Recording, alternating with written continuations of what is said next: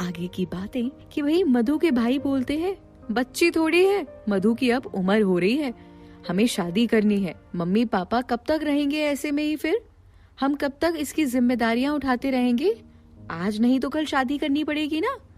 आप जानते हैं अभी तो मधु ने बीए में एडमिशन लिया है और अभी ही रिसेंटली उसने एनुअल फंक्शन में स्टूडेंट ऑफ द ईयर की ट्रॉफी मिली है। उसे यूं चूड़ियां पहनाकर दुल्हन मत बनाइए। मधु चुपचाप खड़ी खड़ी प्राची की बातें सुन रही थी। उसकी आंखों में पश्चाताप के आंसू लगातार बह रहे थे। जिस लड़की के साथ उसने इतना सब गलत किया वो लड़की आज उसके हक के लिए लड़ रही थी। तुम इन सब मामलों में मत पड़ो, मधु की शादी होगी तो मतलब होगी, पर आप मेरी बात तो सुनिए, प्राची ने मधु के भाई से कहा। पर बिना कोई रिएक्शन दिए हुए मधु का हाथ पकड़कर वो उसे ले गए।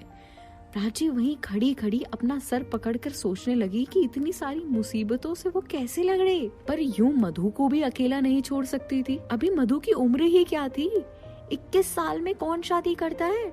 खैर, जो ऊपर वाले को मंजूर हो, इसीलिए उसने इस वक्त चुप रहना ही ज्यादा सही समझा। ये बात उसे मन ही मन खाए जा रही थी। अगर मधु की शादी हो गई तो उसका क्या होगा? मधु उसके खिलाफ रहे या उसके साथ, पर मधु के पास होना प्राची के लिए बहुत जरूरी था, जितना एक बच्चे के लिए माँ का। वो किसी भी हाल में मधु की शादी नहीं होने दे सकती थी। ये सोचकर उसने तुरंत निखिल को फोन लगाया। हेलो निखिल, तुम्हें पता है मधु के भैया आए थे, उसे लेकर गए हैं कोई लड़का दिखाने। निखिल एकदम शॉक होकर बोला, क्या? हाँ यार। निखिल एक गहरी सांस लेते हुए बोला, तो अब क्या किया जाए? तुम बताओ, तुम मधु से प्यार करते हो ना? हाँ यार, बहुत प्यार करता हूँ, पर उसकी जिम्मेदारी अभी सिर्फ इसलिए नहीं ले सकता क्योंकि मैं इतना नहीं कमाता हूँ कि मैं खुद अपना, उसका और आने वाले इंसान का पेट पाल सकूं। ये बात तो सच है, लेकिन ऐसे में हमें कुछ तो करना होगा। तुम टेंशन मत लो, देखने ही तो गए हैं, पक्की थोड़ी हुई है। मधु उन्हें पहले से ही पसंद है। प्लीज निखिल, इस बार मधु को मत खोना।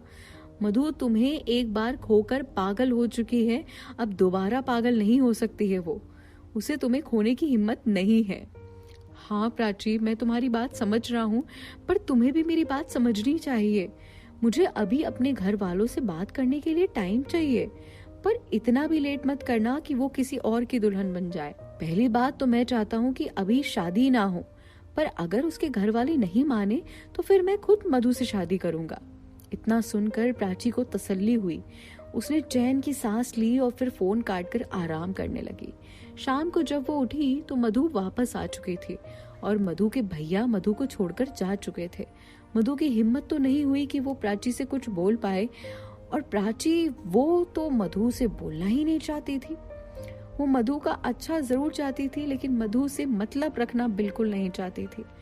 मधु ने प्राची के साथ जो किया था वो प्राची कभी नहीं भूल सकती थी, कभी भी नहीं, यहाँ तक कि सपनों में भी नहीं। पर मधु, वो तो पश्चाताप की अग्नि में जल रही थी। वो अपनी सारी गलती मानने को तैयार थी। उसे अपनी गलतियों का एहसास बखूबी हो गया था।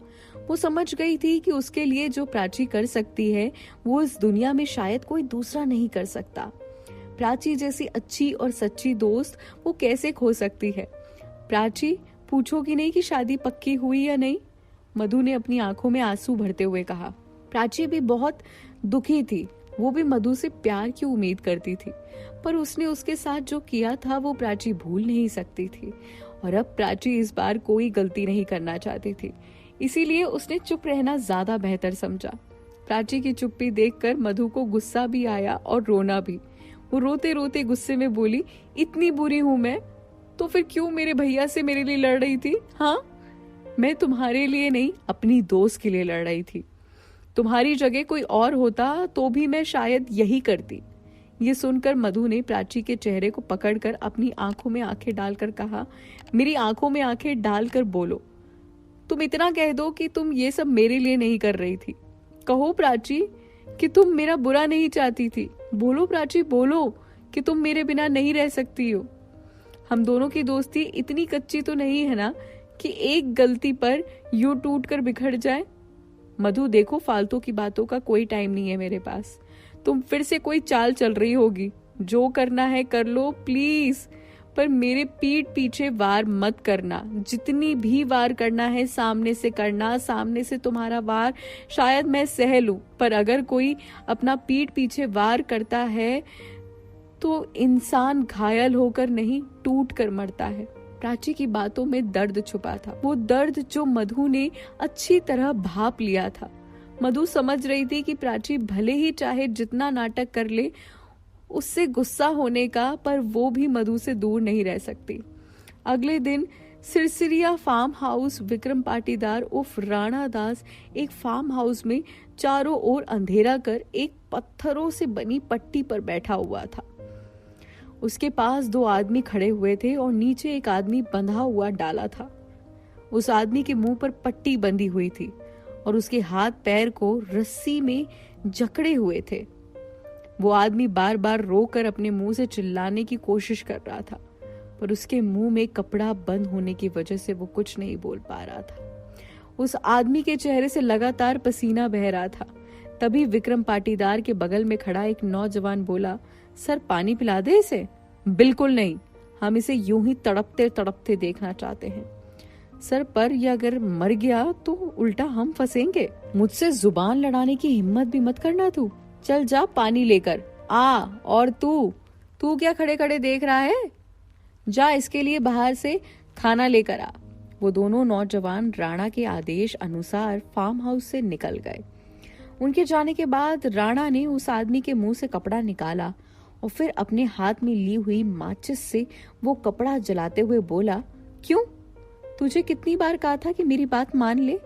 कितनी बार कहा था कि तुम विक्रम पाटीदार बनके चुपचाप काम कर ले? तू तो असली विक्रम पाटीदार था तो आराम से काम कर सकता था, पर नहीं, तुझे तो ईमानदारी और सदाचार के बड़े बड़े लेक्चर जो देने होते हैं। ये कहते कहते राणा ने उसके मुंह में वो जला हुआ कपड़ा डाल दिया। कपड़ा गर्म होने की वजह से उसके मुंह में जाकर सीधे उसकी जीभ पर जाकर लगा। वो एकदम दर्द के मारे चिल्लाने लगा। इतने में एक नौजवान पानी लेकर आया। राणा उसे देखकर हंसते हुए बोला, मुंह में पानी डाल दे, जीभ जल गई है साले की। नौजवान ने नीचे डाले हुए इंसान जिसका नाम था विक्रम पाटीदार, जो असली लेक्चरर विक्रम पाटीदार था, उसके मुंह में पानी की बोतल से पानी डाला।